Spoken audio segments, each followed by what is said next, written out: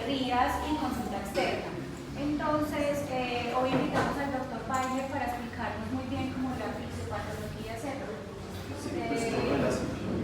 De toda la parte de la ruta del cáncer de cervix, a todos les hemos entregado la ruta como para recordárselas y al final del reto, si tienen preguntas o algo, pues vamos a estar disponibles para resolverlas. El doctor Baile les va a explicar. Buenos días. Espero que no estén cansados de escucharme, pero ya esta es la última.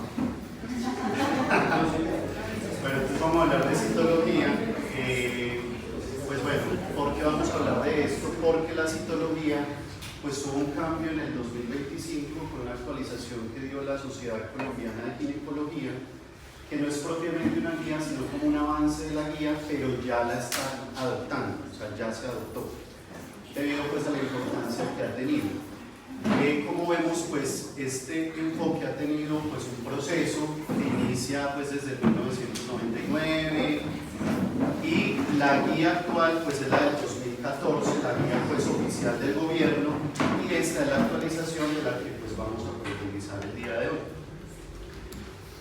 Esta actualización obedece a un interés de la Organización Mundial de la Salud de lo que se ha llamado 90-70-90. ¿Qué significa? Que el 90% de las mujeres estén vacunadas con VPH, que el 70% de las mujeres a las que se le detecta el cáncer sean tratadas y que el 90% reciban pues tratamiento, ¿cierto? Hay una cosa muy importante y es que la citología y el manejo del cáncer de cervix es una medida de cómo estamos haciendo las cosas. Entonces representa qué tan buenos y qué tan eficientes son los sistemas de salud. Entonces, por eso hay un interés muy grande en que se comprenda y se acojan pues, las recomendaciones que se están dando, por una razón también económica. Una paciente que se le diagnostica cáncer de cervix le cuesta al sistema de salud 150 millones de pesos. Entonces multiplique usted, ¿cierto? Eso por el punto de vista económico. El punto de vista humano, que es el que nos interesa a nosotros sobre todo, pues es muy duro tener usted al frente de una paciente con una secreción vaginal fétida y usted tenerle que, usted pensar que eso se pudo haber evitado, ¿cierto? Entonces, por eso a mí me parece que este tema pues es un tema muy importante porque tenemos todo a la mano. Ahora vamos a mirar dentro del, digamos, el enfoque de tratamiento que nosotros aquí en Manizales tenemos todas las opciones para poderlo hacer. Y digo Manizales, pues ahora les explico por qué. Como les decía, pues se considera que el virus del papiloma humano es la infección de transmisión sexual más frecuente. Hay un 90% de exposición a lo largo de la vida. Solo el 10% de las infecciones persisten, y hago hincapié en esta palabra, persisten, porque tener VPH, tener virus del papiloma humano, es una condición necesaria, pero no suficiente para el desarrollo del cáncer. ¿Me hago entender? Entonces, la clave está en la persistencia de ese virus.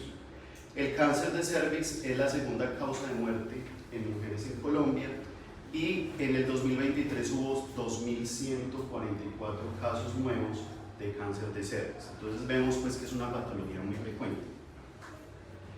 Vean, yo pienso que esta diapositiva con lo que viene en la misma diapositiva es lo más importante.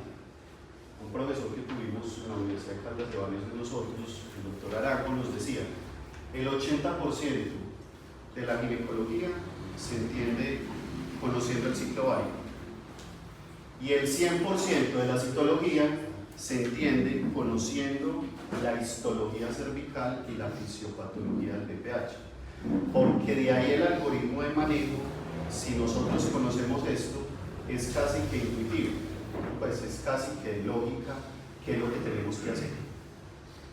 Entonces, el virus del papiloma humano es un virus de 8.000 pares de bases, es un ADN de doble cadena, por supuesto, y acá les muestro cómo es el proceso. Entonces ese virus está compuesto, aquí las proteínas de la cápside son las proteínas L1 y L2, que se llaman late, L de late, o sea, proteínas tardías. Tiene unas proteínas tempranas y tardías. La clave dentro de la fisiopatología son las E6 y E7. ¿Por qué? Porque son las que van a interferir en el ciclo celular. Y ojo con algo, ¿por qué son tan claves? Porque el virus del papiloma humano es un virus que, a diferencia, por ejemplo, del de la hepatitis B, que entra y genera toda una cascada inflamatoria, el virus del papiloma humano es un virus muy silencioso. Por eso se demora mucho tiempo en que logre generar displasia o cambios a nivel de las células cervicales, y esa es una de las razones de por qué, por ejemplo, los procesos o los tiempos duran mucho, ¿cierto? Entonces, tenemos unas proteínas clave que son las E6 y E7. Acá les voy a explicar con el ciclo celular. Entonces ya sabemos que el ciclo celular pues tiene unas fases, G1, S, G2 y M, y el virus interfiere en el proceso de fase de G1 a fase S. Entonces la proteína E7 actúa sobre un factor que tiene la célula que se llama RB o factor del riboblastoma. ¿Y qué es lo que hace la E7 del virus en RB? Impide, bloquea la RB, que es la que permite el paso de la G1 a la S. Y la E6 actúa sobre la P53, que es el factor que corrige los daños a nivel celular. O sea, el P53 detecta daños en el ADN, y cuando detecta daños que no logra reparar, entonces hace que la célula entre en apoptosis. Pero si el virus con la proteína E6 me bloquea la P53, la célula empieza un proceso de ¿qué? De división celular descontrolada, ¿cierto? Porque ¿cuál es el objetivo del virus? Entrar como tal dentro del genoma de la célula, ¿sí? Y una vez logra ingresar en el genoma de la célula, ya hay un proceso desordenado de proliferación celular. Aquí hay otro factor que no lo puse, que es el factor P16, que lo miden mucho los ginecólogos, porque cuando se inhibe el RB, la célula, al ver que la célula no está entrando en apoptosis cuando necesita entrar, sino que se está replicando, aumenta mucho la proteína P16, y por eso es una de las proteínas que se miden en el laboratorio, y le dice a los ginecólogos si hay una actividad mitótica de esa célula o no. Bueno, entonces todo esto lo vamos a integrar, y ya la L1 y L2 pues que hace parte, como les digo, de la cápsula. Entonces el virus primero le interesa es entrar en el ADN. Una vez entra y se instaura, ya produce, como decir, el citoesqueleto, por decirlo de alguna manera, del virus como tal. Dentro de la fisiopatología de los virus pues están los de alto riesgo y los de bajo riesgo. Acá yo hago hincapié en tres. ¿Por qué? Porque son los que más se han visto en la población colombiana, que son 16, 18, y a nivel mundial, porque son los más virogénicos, y el 45. Este 45 es un cambio de esta actualización. Antes se miraba solo 16, 18 y se iba para colposcopia, pero ahora si tiene el 45 también es muy importante. Entonces, pues no nos vamos a grabar todo esto, pero al menos estos tres, porque hace parte del manejo que vamos a tener posteriormente si vemos una genotipificación con estos tres de alto riesgo. Este 6 es el que causa las verrugas, ¿cierto? Y pues son los de bajo riesgo los demás. Bueno, entonces dentro de la fisiopatología hay, digamos, hay diferentes clasificaciones que a veces nos enredamos un poquito con eso. Acuérdense que hay una clasificación que nos la da la citología. Entonces la citología nos dice si es células epiteliales de alto riesgo o no alto riesgo, y hay una clasificación que es la clasificación histológica, que se da cuando ya se toma como tal la biopsia a través de la colposcopia. Entonces, cuando yo tengo un reporte histológico, me lo puede reportar como NIC1, NIC2 o NIC3. ¿Y eso qué significa?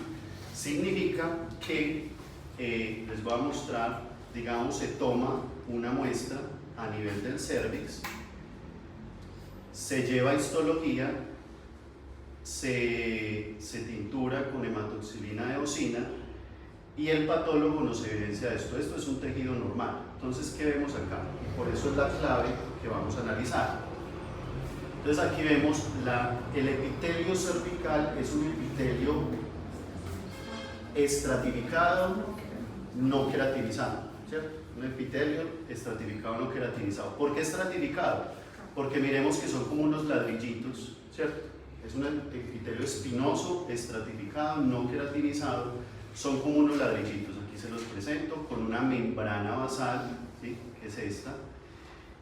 Y tenemos acá unas células que son las células columnares, y acá, en esto que estoy señalando, se llama la zona de transformación, que es el paso del epitelio estratificado, espinoso estratificado, no queratinizado, con el epitelio columnar. Y ustedes dirán, ¿y eso para qué?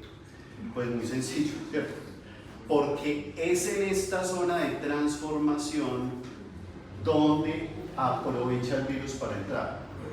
Acuérdense que el virus no entra en un epitelio que está indemne, sino que él aprovecha que hay como un desorden acá en esta parte de la zona de transformación, y es donde aprovecha para entrar, y es de donde se toma la muestra ¿qué? De la citología. Entonces, primera cosa, cuando usted mire una citología, así como cuando uno mira un electro que tiene que ser 10 milímetros por milivoltio o 25 milímetros por segundo, asimismo cuando usted mira una citología, cuando yo miro una citología, tengo que mirar que esa citología diga que hay células de la zona de transformación. Porque si esa citología no dice eso, hay que repetirla. Porque entonces, ¿qué va a haber el patólogo? Pues no va a haber nada, ¿cierto? Entonces es muy importante que entendamos esto. Bueno, entonces, el virus, ¿dónde se inserta? Se inserta en estas células que se llaman células basales. Desde que el virus no atraviese la membrana basal, es decir, no entre hacia el estroma, que es aquí lo que está de rosadito, mientras esté en esta zona de la membrana basal hacia arriba, se habla de in situ. Entonces, ¿qué es el NIC 1? Que me compromete basal. NIC 2, 2/3, o sea que se sube más. NIC 3, me compromete toda esta zona, ¿sí? Básicamente es eso. ¿Cuál es la importancia de estas células columnares? Mire, si en una citología me aparecen células glandulares atípicas, dense en cuenta acá que acá hay como unos ladrillitos uno encima de otro, ¿cierto? Pero dense en cuenta que acá es una sola capa. Entonces, cuando usted le muestre que hay atipia de células glandulares, el manejo es completamente diferente. De entrada, esa paciente hay que mandarla a colposcopia con biopsia. ¿Por qué? Porque acá, primero, no es una zona usual que invade el virus, y segundo, si logra invadir las células glandulares, invade toda la capa, o sea, sería un carcinoma in situ, sería in situ, ¿cierto? Obviamente, pues no le vamos a decir eso al paciente, pero ya sabemos que entrada sí necesita una biopsia por ese cambio histológico. Acá les muestro, esto fue inteligencia artificial, acá les muestro una real. Entonces miramos el epitelio escamoso estratificado, la membrana basal, el estroma, la zona de transformación y el epitelio glandular, ¿sí? Entonces por eso es tan importante entender esto. Entonces el virus entra a las células basales. En esta zona también hay células dendríticas. Ustedes saben que son células presentadoras de antígeno. Entonces, al ingresar el virus, esas células dendríticas van al complejo mayor de histocompatibilidad tipo 2 en la CD4 y tipo 1 en la CD8. Expresan la CD4 interleuquina 2 y interferón gamma, y favorecen que las células TCD8 combatan y acaben con el virus.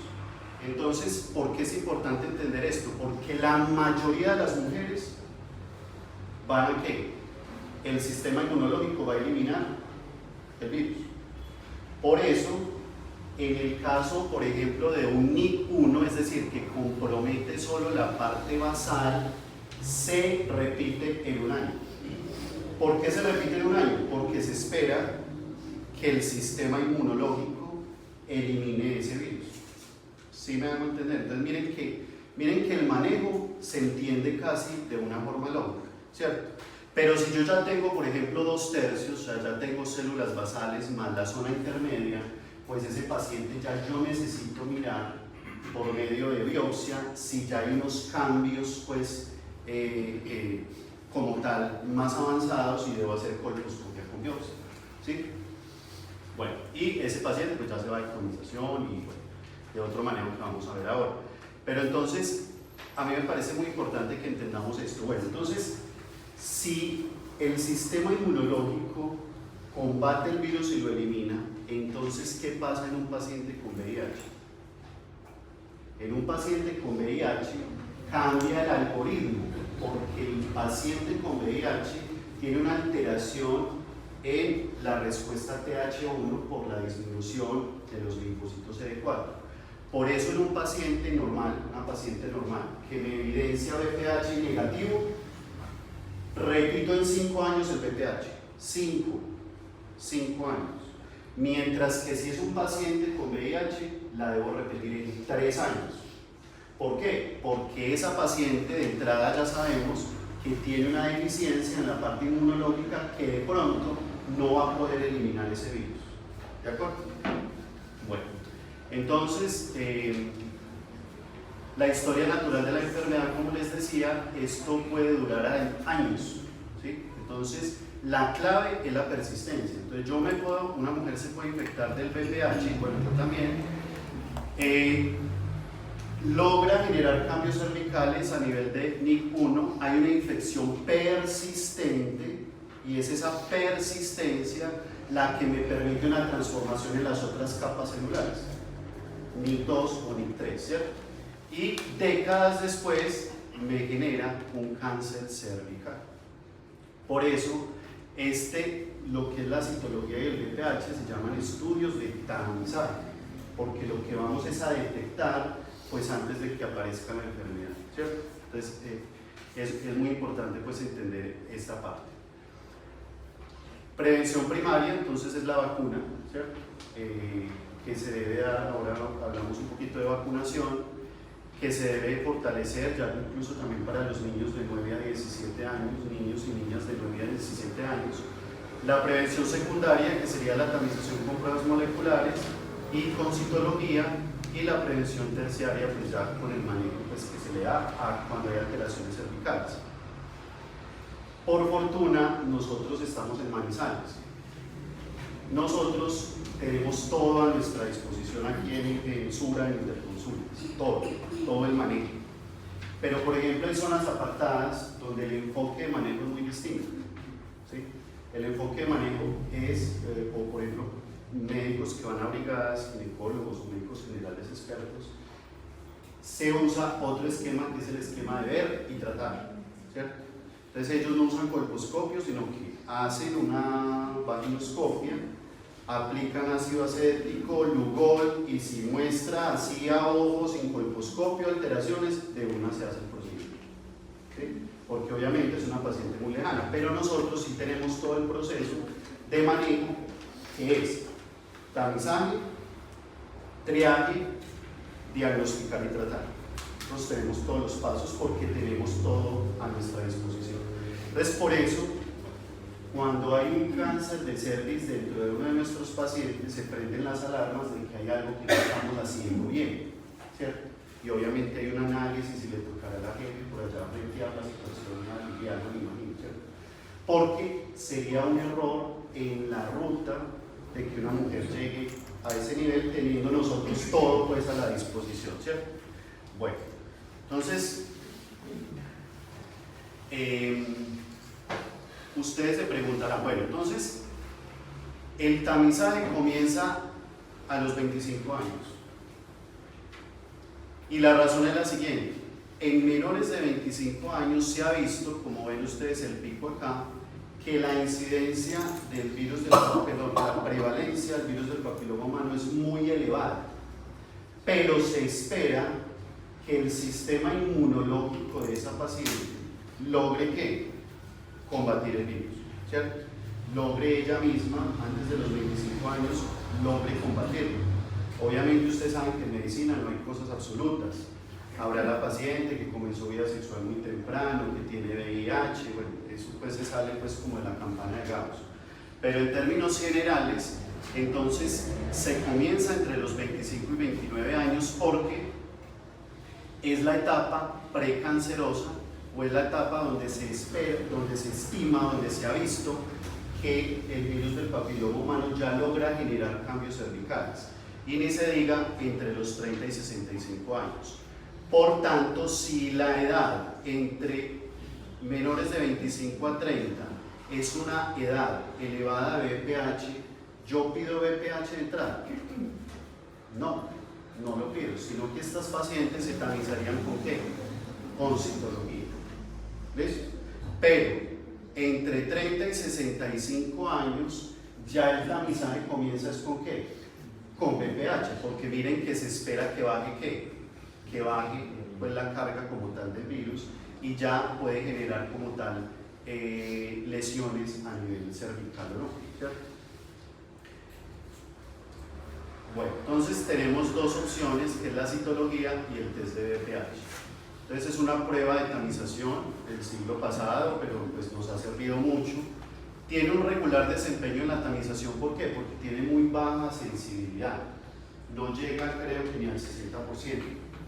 ¿Qué significa que tiene muy baja sensibilidad? Que tiene muy falsos ¿qué? Negativos. ¿Cierto?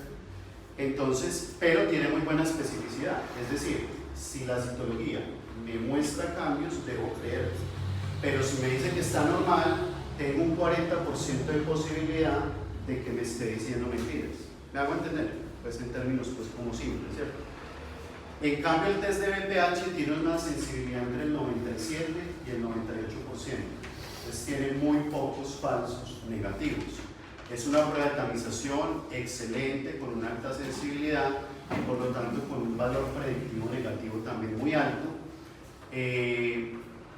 Y pues tiene su problema lo que les explicaba ahora, que en mujeres jóvenes pues no tendría sentido pues enviarlo, además que le daríamos la oportunidad a esa mujer el sistema inmunológico logre pues enfrentar el virus, que lo hace de una forma muy efectiva.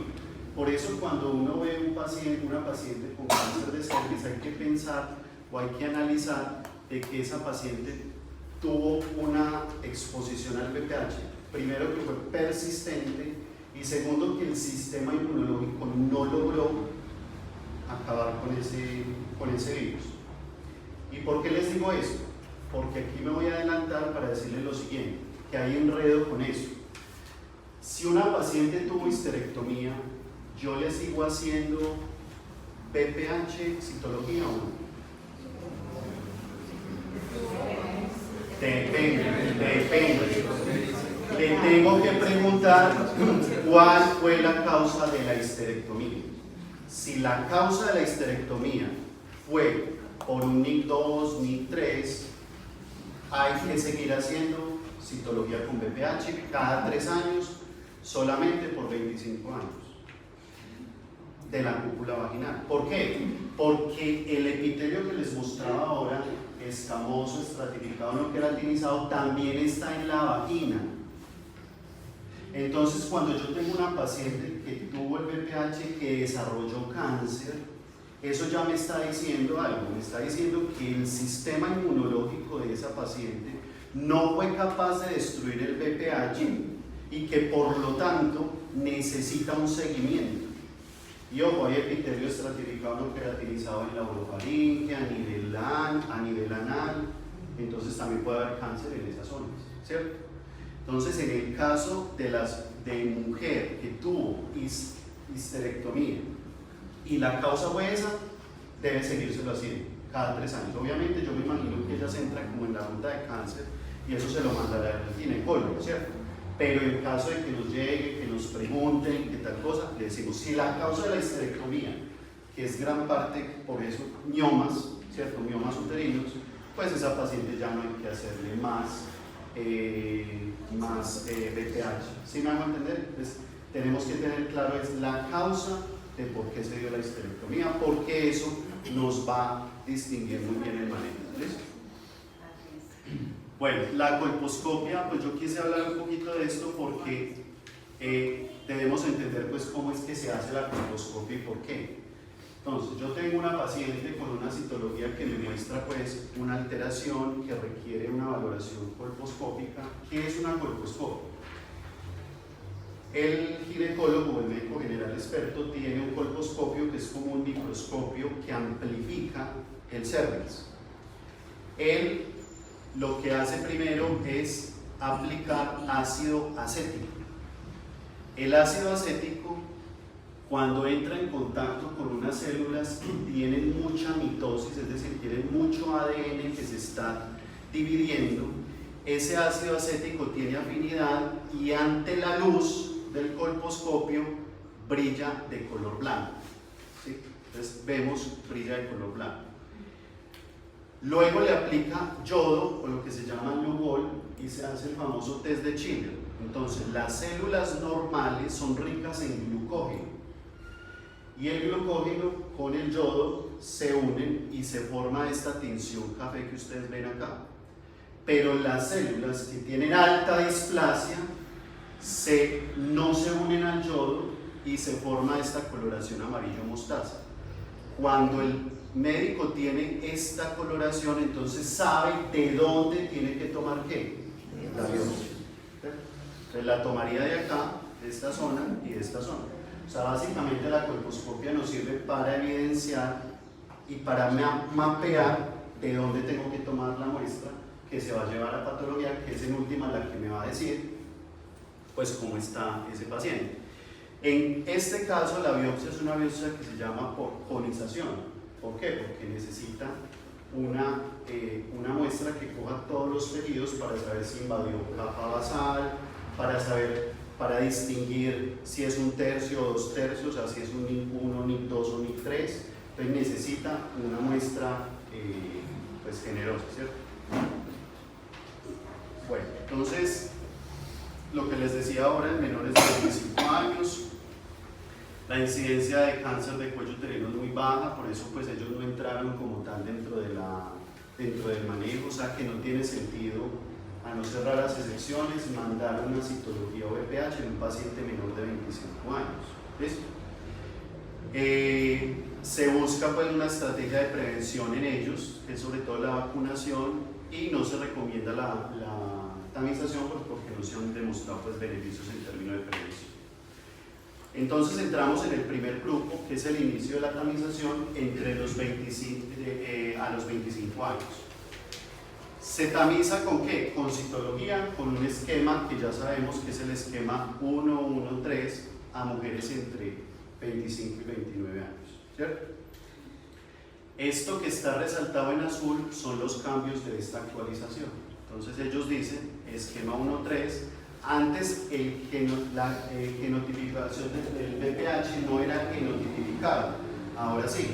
Ustedes ven que a nosotros nos reportan entonces de alto riesgo, positivo para de alto riesgo, entonces nos ponen 16, 18, 45, o de bajo riesgo. Por eso es importante porque nos va a definir todo el manejo, ¿cierto?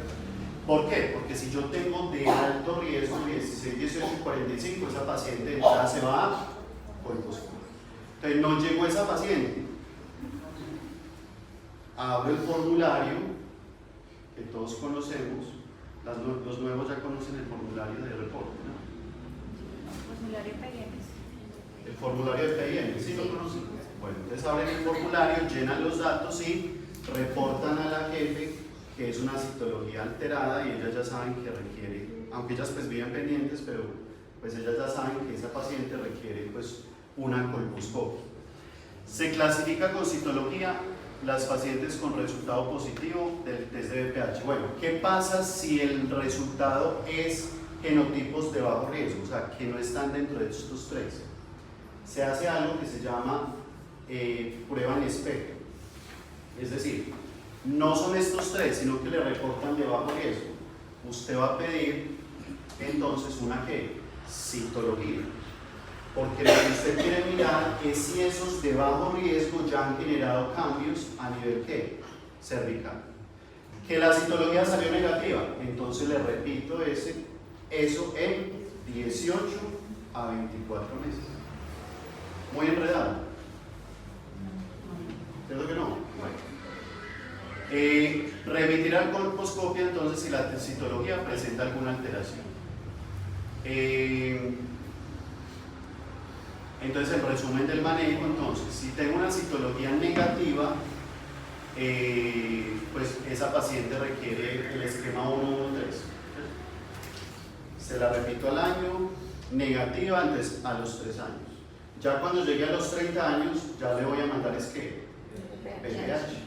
Si el BPH es negativo, a 5 años. Pero si tiene VIH, a los 3 años. ¿Okay? Ya entendimos pues por qué. Si la citología entre 25 y 29 años es ASCUS y me reporta BPH negativo, entonces la vigilo nuevamente en 3 años con las dos. Pero si es ASCUS con BPH positivo o mayor a ASCUS, entonces esa paciente necesita colposcopia con biopsia. ¿Listo? Y le manejo pues según si es NIC 1, NIC 2 o NIC 3, eso ya no lo reportaría después de que se haya tomado la biopsia, ¿cierto? Nosotros no llegamos hasta allá, nosotros llegamos hasta si la citología está alterada y el BPH positivo y necesita colposcopia. De ahí para allá, la parte pues histológica, ya eso es de manejo de clínico. ¿Listo? Pero nosotros pues tenemos que conocerlo porque pues los pacientes le preguntan a uno mucho, ¿cierto? Y esto genera mucha ansiedad. Ustedes han visto que el paciente reporta que BPH positivo, entonces ya piensan que tienen cáncer y que entonces, cuando uno tiene claro, entonces uno ya puede, pues digamos, explicar, tranquilizar o pues alertar en un caso tal. ¿Qué pasa si es NIC 2 en menores de 30 años? Entonces aquí va BPH y colposcopia a los 12 meses, ¿cierto? Me reportó un NIC 2 y ese reporte a los 12 meses me muestra BPH negativo con colposcopia normal, va al tamizaje normal, ¿cierto? ¿Cuál es la lógica de esto? Si el paciente no tiene el virus y tiene una colposcopia normal, pues, ¿qué más le voy a buscar? Entra en el tamizaje normal. Si tiene el BPH, pero la colposcopia está normal, quiere decir que ese virus no ha hecho cambios cervicales. Entonces la repito a los 12 meses, ¿cierto? O sea, le doy tiempo al sistema inmunológico de ¿qué? De que elimine como tal ese virus. Si la colposcopia es anormal y en la histopatología de un NIC 1, pues vuelvo, repito a los 12 meses BPH y colposcopia. Primero, para mirar si elimino el virus y si ese virus sí me generó como tal los cambios o no, ¿cierto? Acuérdense del NIC 1 que comprometía las células basales, no más, ¿cierto? Y ahí el sistema inmunológico es muy efectivo para afectar. Miren, la incidencia de cáncer es del 10%. O sea, eso pues suena poco, pero es mucho. Pero pues cuando uno lo mira como en perspectiva, miren que el 90% de las mujeres logran eliminarlo, ¿cierto? Lo que pasa es que una pues es algo muy terrible, y les cuento, este cáncer es horrible. A mí me tocó la mamá de uno de mis amigos que estaba en una EPS más bien mala hace unos años, no digo cuál, que no le hacían nada, es una cosa horrible. O sea, a nivel, ¿qué les digo yo? Físicamente es muy triste, es una tragedia para una mujer, una situación de estas. La colposcopia normal NIC 2, entonces ya se haría una conización con lo que se llama LEDs, esto es una especie de conización eléctrica, no con bisturí frío, sino eléctrico. Entonces va cortando y va cauterizando al mismo tiempo, que es la que más se usa. Entonces lo que les decía ahora, el tamizaje, triaje, diagnóstico y tratamiento es el que aplica para nosotros. Si estuviéramos en el Amazonas, pues esto no aplicaría, ¿cierto? Sino que aplicaría tamizaje y tratamiento, ¿cierto?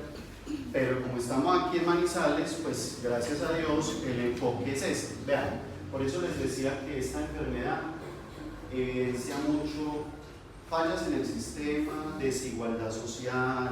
O sea, esta enfermedad, una mujer que tiene cáncer de cervix es de objeto de muchos análisis por eso, porque es una falla del sistema de salud, es una falla, es una situación de vulnerabilidad social, o sea, son muchas cosas que hay que analizar en este aspecto.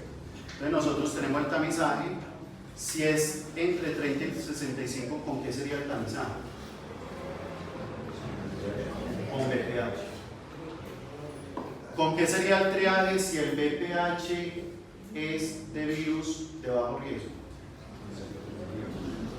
Con citología.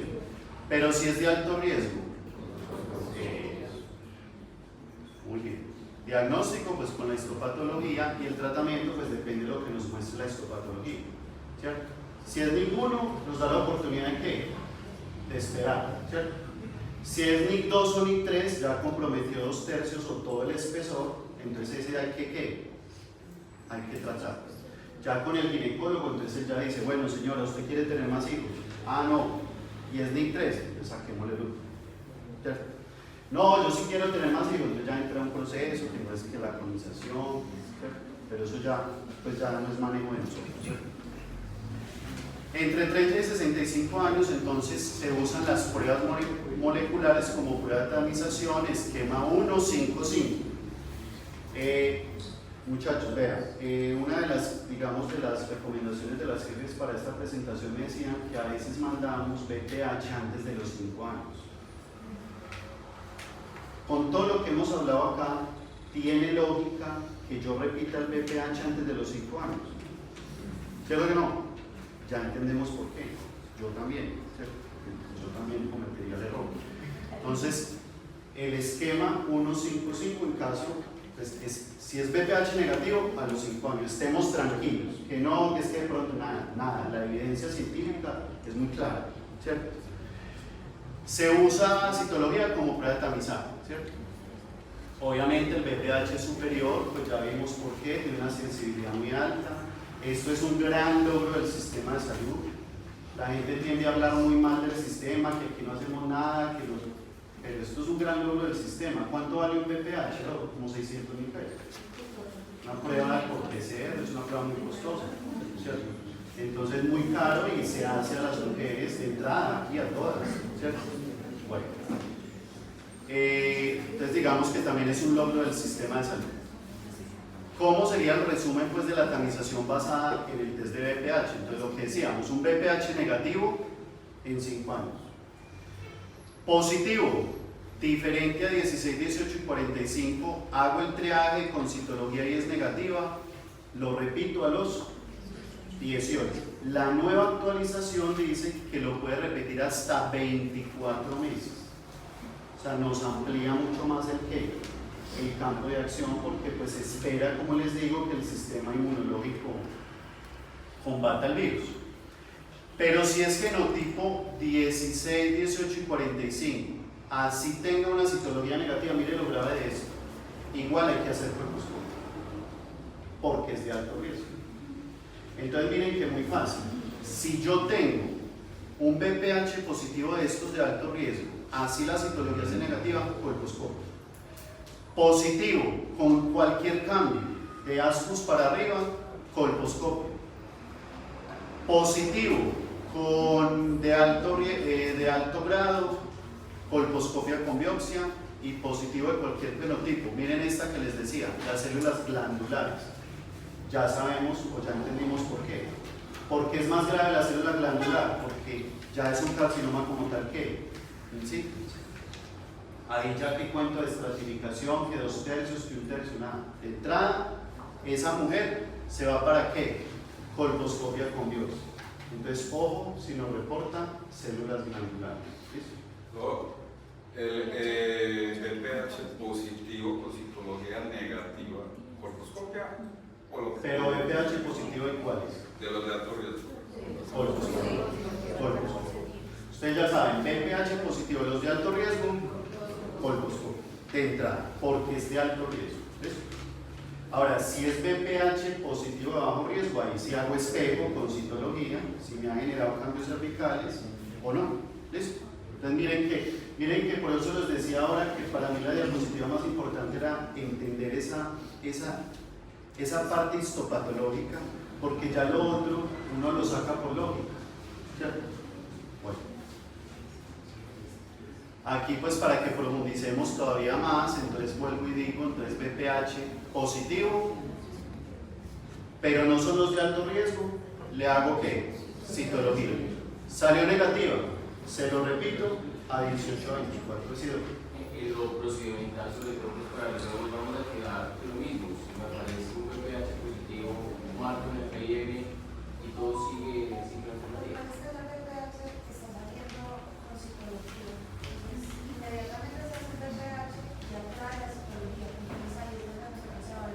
lo que me refiero es como VPH positivo, pues en la cabeza nos quedaría que todo va a ser por colposcopia si es de alto riesgo, ¿cierto?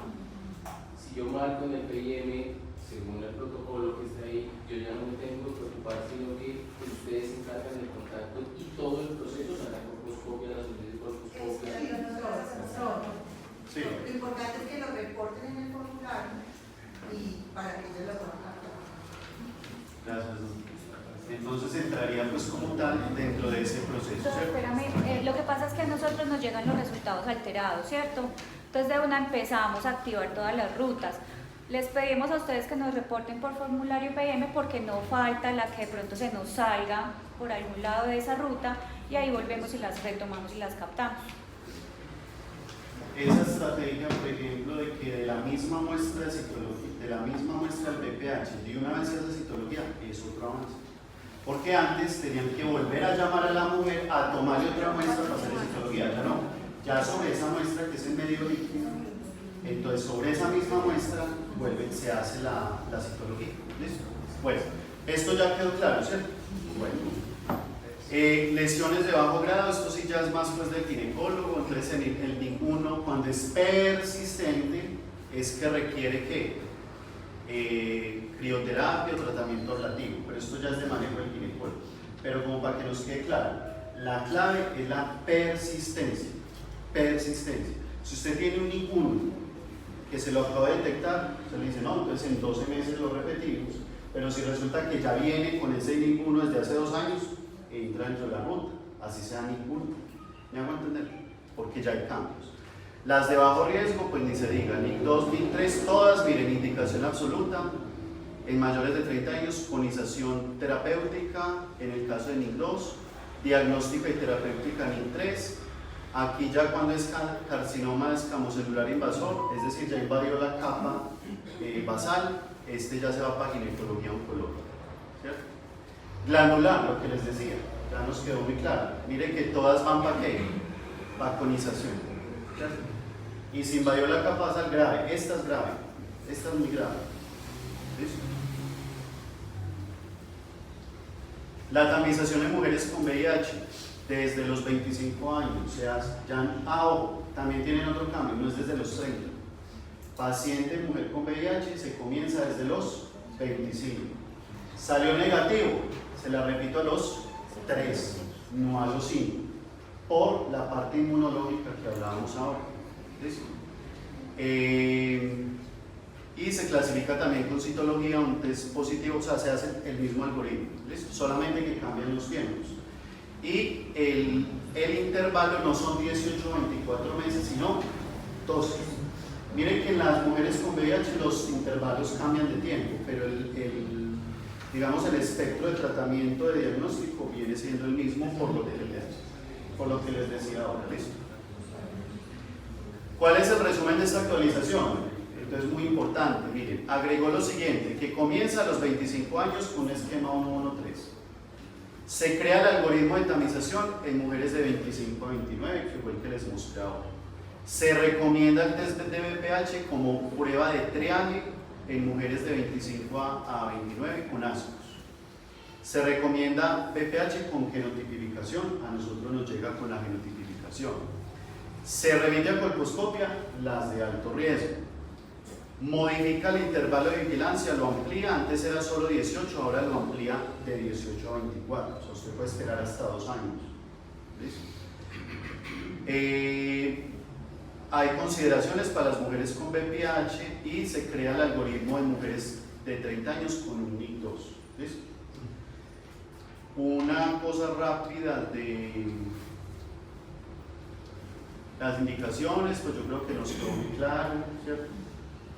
Pues las indicaciones de las pruebas, de colposcopia, y para decir algo rápido, bueno, aquí una cosa importante que les decía, que digamos en medicina no es como una receta de cocina y por eso tenemos que entender desde abajo todo. Si usted tiene una paciente que le llegó con sinusorragia, no doctor, es que yo tengo relaciones y es que no tiene relaciones sanas.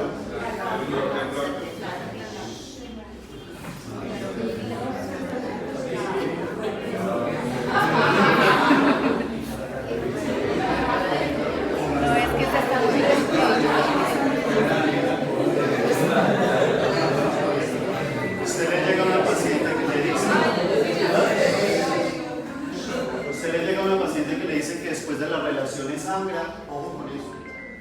¿Cierto? Esa paciente hay que hacerle colposcopia, mirar. Entonces esas pacientes es una indicación de colposcopia independientemente de la edad, los resultados, ¿listo?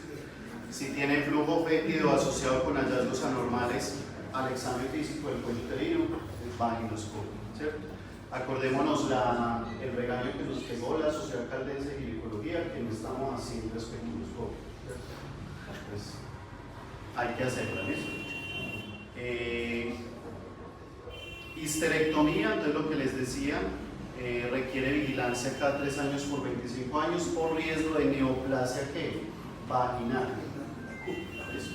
Bueno, les preguntamos por qué fue la histerectomía. Ya algo de vacunación que les quería decir, entonces tenemos estas vacunas, la que se está aplicando ahora es la Gardasil 9, ¿sí? Que compromete los serotipos 6, 11, 16, 18, 31, 33, 45, 52 y 58. Miren que están los serotipos de más alto riesgo.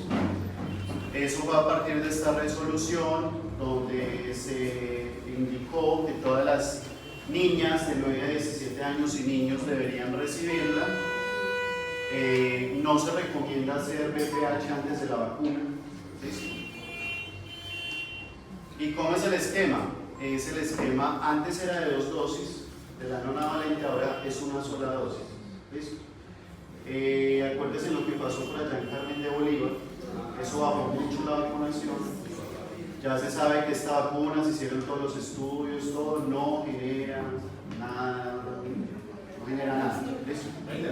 Una última pregunta.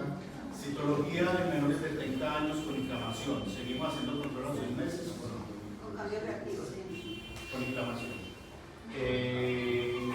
No, porque no sé qué, pues, según la guía, sí se seguiría haciendo. Sí, citología inflamatoria cada 6 meses. Si a la segunda citología inflamatoria sale otra vez, ¿cierto? Reactiva, ya la mandamos a colposcopia.